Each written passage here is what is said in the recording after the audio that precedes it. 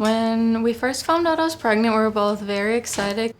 That very morning that we found out, it was probably one of the best days of our lives. During my prenatal blood work, my doctor was a little concerned, so he sent me to a hematologist just to run some further tests. And every time they ran tests, the numbers just kept coming back lower and lower. That's how they discovered that I did have leukemia. It was almost like a bad dream, like it didn't feel real when she first told us. This is Jana, a mother-to-be diagnosed with life-threatening cancer. We had gotten a call from a local cancer doctor in the Green Bay area about a young woman in her early second trimester of pregnancy and diagnosed with a type of acute leukemia. To go from thinking, we're just gonna have our first baby and everything's gonna be fine, then just be told that you'd be in the hospital for at least the next month. It was pretty hard on us. No one expects to be diagnosed with cancer when they're 15 weeks pregnant. We have to think about what kind of chemotherapy is safe to use in pregnancy, how it's going to affect the mom, and also how it's going to affect the baby. The goal of most traditional chemotherapy is to kill cancer cells, and the way that it does that is it kills actively dividing and growing cells.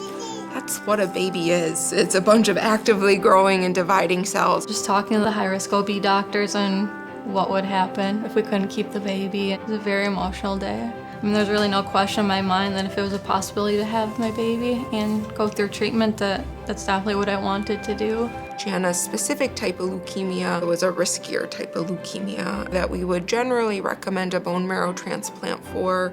We certainly can't do a bone marrow transplant in someone who is actively pregnant. So the plan during my treatment was to have me induced at 34 weeks.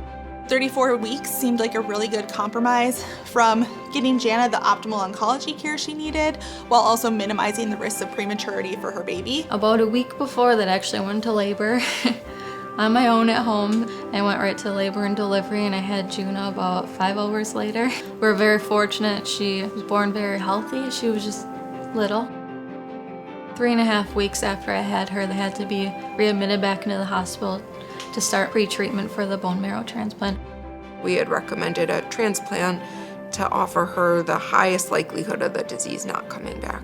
I had the hard thoughts of what would happen if, I didn't make it through the transplant or I got so sick that I couldn't take care of Jana. All I could really think about was just being able to lay in bed with my family and just hold my baby. For her to be just over a year out from transplant, back at work, taking care of Jana, doing the things that she likes to do is really incredible to see. I never knew before all this that you could have a baby and go through cancer treatments and the baby be okay. When someone calls me and they tell me, I have a mom who has this problem and every other hospital has said they won't take her, and I just know that I can say, great, we'll take her and we'll take care of her. I'm very grateful to Freighter and the Medical College of Wisconsin. They saved my life and more importantly my baby's. Going through this whole journey has made me and my whole family even closer. We just really appreciate every little moment in life.